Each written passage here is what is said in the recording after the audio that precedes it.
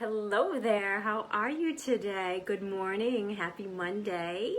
I'm Kelsie Michaud, health and life coach. So if you pop on today, please say hello, let me know that you're here. And if you do happen to catch the replay, hashtag replay, so I know you're here as well, so I can say hi to you. So if you have any questions as I go along throughout this video, just let me know. Pop it right in the comments for me. I am more than happy to answer your questions. So today we're talking about how to understand your hunger and fullness cues, because this ties in with my Black Friday special. So I really want to dive in really deep and talk about your hunger and fullness cues and how you can identify with them a lot better than maybe what you might be right now. Okay. So before we get started, I am so excited to share with you my finds this weekend. My hair is driving me nuts today, but anyway, so I went to Whole Foods this weekend, and it's about a, I don't know, 45-minute drive-ish for me to go there. So it's not like it's, right close by that I can just pop there anytime very easily. So when I do go, I get very excited because they have such wonderful choices and a lot of great choices that I don't quite get at my local food stores, although I do find some great stuff, locally too. But I want to share with you a creamer, because I do hear a lot of people ask, okay, what kind of creamer do you use? And I found this amazing superfood creamer. Can you see that? It's a superfood creamer, and it actually, I gotta read these ingredients to you because they are amazing, amazing. If I can see them, I need more light. A coconut cream to begin with, because I'm looking for something that's a little more, not more, but actually less dairy. Good morning, Carmelina, how are you? I'm looking for things that are dairy-free, gluten-free now in my life since I've been diagnosed with hypothyroid. So those types of foods or ingredients are very inflammatory to the body, okay? And especially with the thyroid, it affects them big time. So I'm eliminating them as best I can for my health. And I'm actually looking forward when I go back to the doctor to have some blood work done to show him all the improvements that I've made, and hopefully my blood work will reflect that. So anyway, we have some awesome coconut. I can't see, my contacts are awful, but coconut cream to begin with, and then it has organic coconut sugar. And coconut sugar is actually a good choice because certainly much better than table sugar or cane sugar, because coconut sugar contains electrolytes. It actually has a low glycemic index. It's full of minerals, actually, like zinc and iron and calcium. And it has vitamin C for immunity, right? Keep us healthy. And it actually contains these raw antioxidants, because coconut sugar is in the raw form, which means it has these raw antioxidants. And the short of it, that just basically means that it helps to fight aging, okay? Who doesn't want that? And it contains sucrose, or less, I should say less sucrose than your normal table sugar, okay? And then also, I'm not done yet, also it contains this organic lion's mane mushroom extract. And that basically means it's like it's anti-cancer. It's great for heart health, inflammation, all these great things. Also helps to protect against dementia.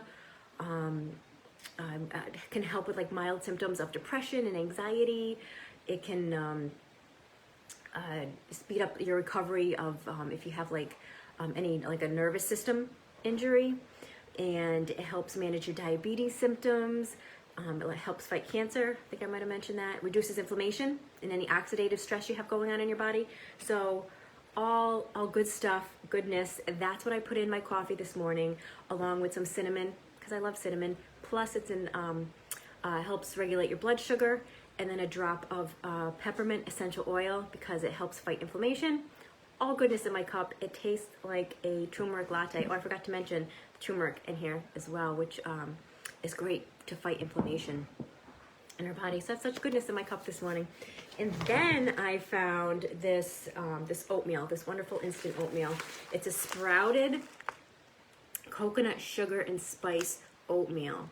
Now, this oatmeal, it contains sprouted gluten-free organic oats, organic coconut sugar. Again, normally I don't get a flavored oatmeal because it's always high in sugar if it's flavored, but because it's coconut sugar, I'm okay with it. And unrefined salt and organic spices. That's it. That's it. No preservatives, no chemicals, no junk. Okay? All goodness. So I'm excited. I'm actually going to have this today, probably when I'm done here with you guys, and as my mid-morning snack. And I may, I'll probably add a scoop of protein powder to it so that I can increase my protein. This does have already 5 grams, which is great, but I need it a little bit higher.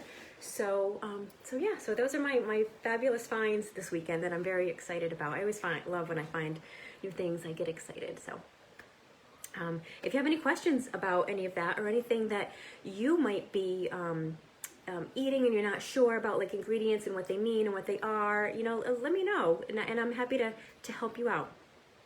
So, but specifically today, let's dive a little bit deeper into your actual hunger and fullness cues, because when I do eat my oatmeal, I will be honoring both of those today, okay? So when we say, oh, good morning, Christine, how are you? Oh, I hope you didn't just miss my fabulous finds. My superfood creamer has turmeric, however you say it, in here. Lots of great ingredients, anti-inflammatory, some lion's mane mushroom in here. I was just so excited that I found it. And some nice oatmeal this morning, sprouted grains, gluten-free, as I'm trying to go more gluten-free now. So let me know if you have any questions about that. So we're going to dive deeper into our hunger and fullness cues. And I'm sure you've heard, okay, yeah, eat when you're hungry, stop when you're full. Sounds super simple, right?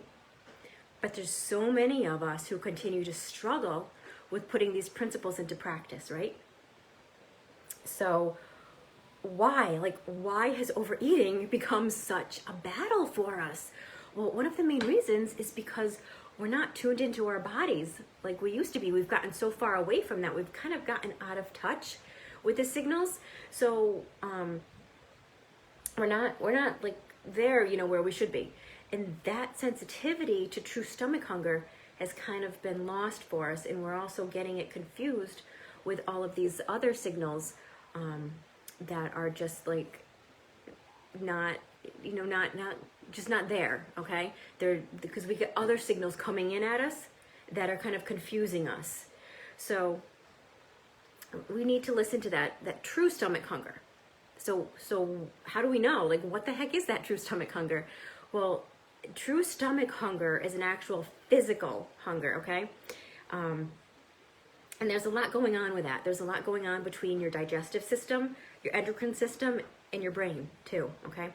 And when your body needs to refuel, you'll start to feel tired, you know, a little tired, a little weak, a little sluggish, maybe even a little brain fog, hard to concentrate. And I always think back to, like, I remember when I'd go shopping at the mall and I'd get there and I'd be like, all right, I need to eat first because I can't concentrate on what I need to get before, you know, and now I understand. Now I completely understand that. Why? Because, you know, you're in that brain fog. Your body's telling you, yes, I need to refuel right now.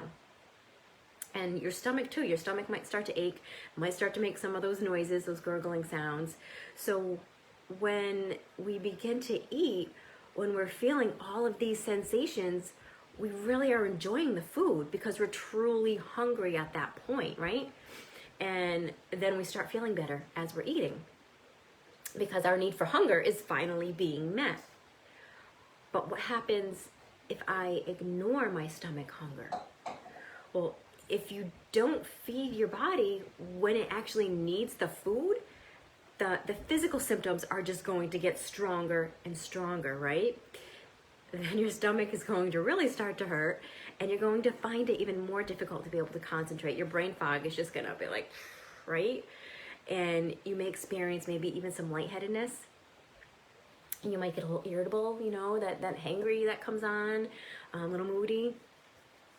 And maybe some people like even get shaky, or because your blood sugar is dropping, or maybe even a headache, because you are just so ravenous. Like yesterday, I did get a little shaky, And I usually control that, like I know, because I'm sensitive to that. But we were out shopping yesterday because, like I said, I went to Whole Foods. I had to get my fabulous finds. But we stopped at Starbucks on the way home, and I had a peppermint mocha latte with almond milk. And it's like a nice little treat for me, and I absolutely love it. But with the sensitivity to the caffeine, I don't know if there's espresso in there or what, but I'm a little sensitive to that caffeine, so I did get a little shaky afterwards. So I knew, when I could feel it coming on, but I can kind of head it off sometimes. I'm like, all right, I know this is coming on. I better eat a little something to try to help balance my blood sugar again.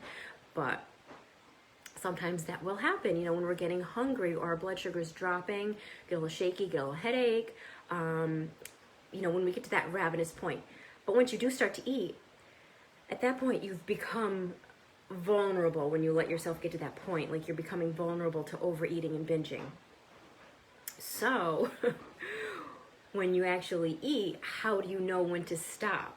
Okay, so we've determined when you're feeling that true stomach hunger, right? You're feeling a little brain fog, maybe a little pain in your stomach, a gurgling sound, something's going on, your body's sending you those signals. Okay, time to eat, it's tasting good, your body's feeling better. Now when do I stop?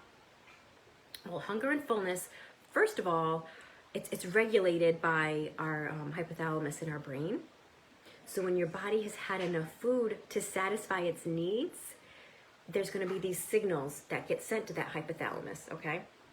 And they're going to say, okay, I'm full now. So when we are in tune with our bodies, we recognize that it's time to stop eating. But if we're eating mindlessly and we're not in tune and we're not aware, we tend to keep eating and we go past that fullness. And then you get to the point where the fullness makes you aware, because then you're like, oh, now I know I'm feeling it. I don't feel so good. Because then your stomach feels uncomfortable. But if you're recognizing, you're aware and you're mindful and you're recognizing, okay, I'm feeling comfortable now. Like your stomach feels comfortable, it feels satisfied, but not stuffed, okay? You want to be full, but not stuffed. And then when we begin to feel calmer and more alert and energized, it literally takes about 20 minutes to actually feel your fullness, for those signals between the brain and your gut to be able to communicate with one another. So if you eat way too fast and you're not paying attention, it's really easy to override that whole lovely system that's in place for us and eat more than what our body actually needs. So, okay, so how do you know when you're actually overeating? All right, well, when you're eating at this just calm, relaxed pace and you're really paying attention to your body, you're going to notice that you've eaten more, okay? You're going to notice that you've eaten more than maybe what you really needed. You'll be able to be in tune with that and be in touch with that. And that could look anything like maybe you're still eating, but you aren't really enjoying the food anymore. That's when you know, okay, like it's getting close to time to stop, if not time now. Maybe you're really feeling some like pressure and discomfort in your stomach. I know when I've really overeaten in the past, I would feel like there's little people with their hands against my belly inside, pushing outward. So you might feel that pressure, and then you can be like, yeah, yep, I overate. I ate too much for sure. And you may even start to feel a little sick at that point. Or maybe you might start feeling a little sluggish after a while, because we want to eat to refuel. Like we want to eat because we're feeling tired and sluggish. We want to eat so that it gives us back that energy, just like putting the gas in your car so it can go again. Well, if we overeat or eat too much, you can go back to that feeling tired and sluggish again, and that's not the point that we want to get to. We want to eat for energy, right? So, okay, so what if you have trouble detecting your actual hunger and fullness signals in your body? Well, assuming that you're not eating too fast or with a ton of distractions, right? There's many reasons that you could be having difficulty understanding your internal bodily cues. So if you've been ignoring your hunger and your fullness cues for a really long time, you may have temporarily lost your physical sensitivity to them. And this usually happens because of chronic dieting. And chronic restricting your food, or take it all the way back to childhood, right? Were you someone who was raised to clean their plate, or did you struggle with any kind of eating disorder? If this is the case for you in any way, it's going to take some time for you to rediscover and recalibrate your hunger and fullness cues. So there are actually some feelings and signals that get confused with true stomach hunger, because sometimes we mistake other signals in our body for that physical hunger, and they're legitimate sensations, but not true stomach hunger. So let me give you a few examples so that you understand what I actually mean. There could be teeth hunger, and sometimes, especially if we're really irritated or stressed, we want to just chew our frustrations away, and our bodies, they're not actually needing food at the time, but it's going to help you relieve that anxiety, okay? And then there's actual mouth hunger, and that's when we see or we smell something that just looks so delicious, and then our mouth starts watering. And sometimes even just thinking about a food brings on a craving. I know when I was pregnant with my first daughter, if somebody mentioned a particular food, all of a sudden it was in my head, and I was like, oh, I gotta have it. I couldn't stop thinking about it until I had it. And then I'd have it and I'd be fine until somebody mentioned something else, and then I'd be like, oh my gosh, yeah, that sounds so good. I couldn't stop thinking about it until I had it. I never craved one particular thing with my first daughter. It was just when somebody happened to mention something, and I was just stuck on it, focused on it till I had it. But yeah, we get this strong desire to taste the food, but we really aren't physically hungry, okay? And then there's our mind hunger, and that's where we eat by the clock, right? 12 o'clock, lunchtime, time to eat, whether you're hungry or not. Doesn't matter. We're just how you've been brought up, how you've been trained, basically. And you may not even feel like eating, but it's 12 o'clock, it's noontime, time to eat.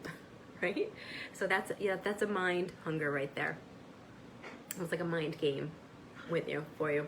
And then thirst is another one, because sometimes we confuse the dehydration with actual hunger, and your body just needs a drink, not food at that point. And then fatigue, or feeling sluggish or tired, like I mentioned, because when we sense that our energy levels are low, we sometimes automatically just think that, okay, I need to eat something and then I'll feel better. And the thing is, if you've been working really hard, or you haven't been getting enough sleep, what your body is telling you is that you really just need rest, not food. Okay, so that's why it's really important to tune into our bodies and actually listen to it, listen to that signal or message it's trying to send. And then there's that heart hunger, or our emotional hunger, and we might have some kind of unmet emotional or even spiritual need, but rather than just letting ourselves feel our feelings and work through our issues, we try to avoid it and we turn to food instead. Or sometimes we try to use food to just stuff those feelings down. And that's where it's really important to actually let yourself feel those feelings and let them out and actually deal with them. It might be hard at first. It might not be something you want to do, but nothing that's easy. What's the saying? Nothing that comes easy is worth it, or it's so worth it anyway when you work through something that's difficult, because you will come out better for it on the other side. Okay? And and then you'll move forward, right? And moving forward, so like, as you can see here, like our simple physical hunger and fullness gets overridden by some of these other body signals that are going on, and even our habits or our needs or our emotions. But being able to actually identify and deal with them appropriately is a huge step in the process of being able to stop the binging and the overeating. Christine says, what does deal with them feelings look like? Okay, great question. I like that. Rather than, like I said, rather than just, okay, say you're feeling uncomfortable or any kind of negative emotion, you just, a lot of times we're like, you know what, I don't want to deal with it. I want to feel better. Your body automatically wants you to feel better. It's fighting for you. It wants you to feel better because it's feeling out of balance when it feels a negative emotion, and it wants to get back into balance as quickly as it can. So your body knows what will do that for you. And it knows that food is comforting, right?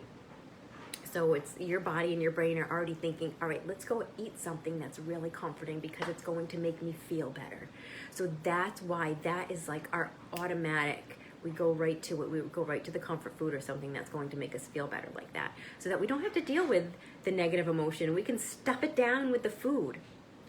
But in the end, that negative emotion is still there.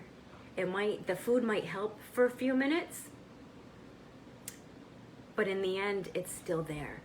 So that's where we want to still, instead of turning to the food in the first place, find a coping mechanism that we can use or that we can try or something else we can create a habit out of, because we automatically create this habit of turning to food when we're feeling that negative emotion, because your body and your brain are so used to that. It's like it's just become this automatic thing for your body and your brain. Like that's the trigger, and that's the way your brain has been wired now. It's like, all right, I don't feel good, let's go get the food. Well, you want to trip that trigger and create a new habit. So say if you're feeling any negative emotion, what's something else that you can do that's not food related that you can help yourself to feel better? Whether it's journaling or taking a nice bath or going for a walk or reading a book or sitting with a cup of tea or anything, like anything that you enjoy. For some people, it's even knitting, like anything, maybe keep their hands busy. I know some people will do that. Even some artwork, drawing, painting, things like that. Anything that you know that makes you feel good other than food, do that instead. Because when you start doing that, the more often you do that instead, that's rewiring those triggers in your brain to go do that other thing. You're creating that new habit for you, but it has to be on a consistent basis. So then you turn to the food less and less, and you do something else instead. Okay, Christine, so isn't that still avoiding distracting from the negative emotions? If it's making you feel better, then it depends. It depends on what the negative emotion is. If you're feeling sad or mad or even just bored, boredom is an emotion. You could be feeling bored. So it depends on what the emotion is, and so you can make it appropriate to the emotion.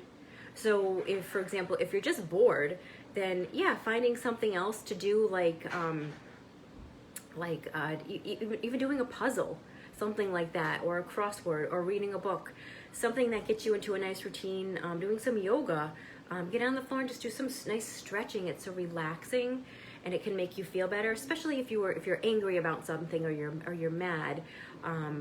Putting on some nice soft meditating music, that can help calm you and bring those negative emotions out of you to make you feel better, so that you're not feeling angry anymore.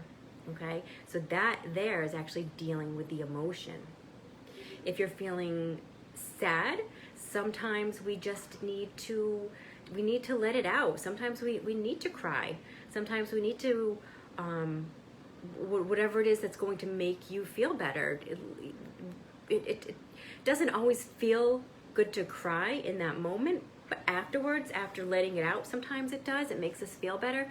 So it really just depends on what your negative emotion is that's making you. The thing is, we want to, we don't want food to be our only coping mechanism. It's not like that we can't go get a snack or have something to eat if we feel like it, and that's okay. But we don't want it to be our only coping mechanism, so that's all that we're doing every single time we're either upset or bored or mad or sad.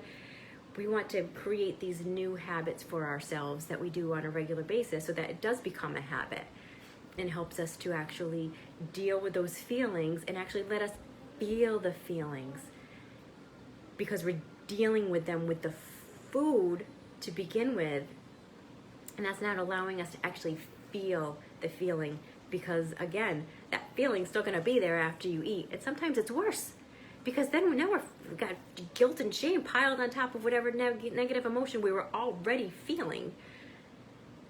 So creating these new habits for ourselves according to what it is we're feeling can help. But consistency with that will help create it and turn it into a new habit for us. So I hope that was helpful for you. So, being able to identify and actually, be with that emotion it's a huge step in the process of stopping the binging and the overeating. So by learning to actually eat intuitively, which means you're meeting your body's true physical needs, for one, for fuel, and two, for nourishment, right? And that's actually going to help you to just naturally reach the healthiest weight for your own body, for your own unique body, really. Which, of course, leads me to my Black Friday special, where enrollment is currently open. And this is where I help you eat only when you feel true physical hunger, and only eat until you are just comfortably full without feeling deprived, restricted of any foods, or even feel like you need willpower to control yourself, okay?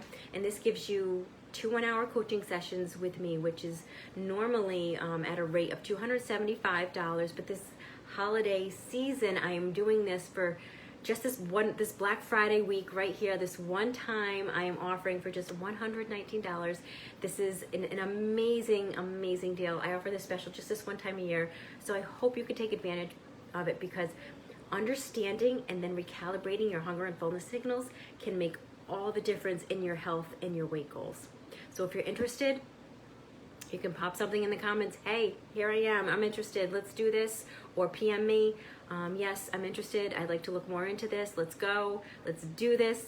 There's no reason to wait until after the holidays are over, until the new year comes. Start now with being able to honor your hunger and fullness signals, no matter what time of year it is or where you are in your life right now with your goals. So I hope this information was helpful for you. And if you have any questions for me, let me know. Just pop it in the comments. But I hope everyone has a very beautiful day. It's a very dreary, dark, gray, rainy day here, but I'm going to make the best of it. And I hope it's nice weather where you are. So I will talk to you guys soon. Bye, guys.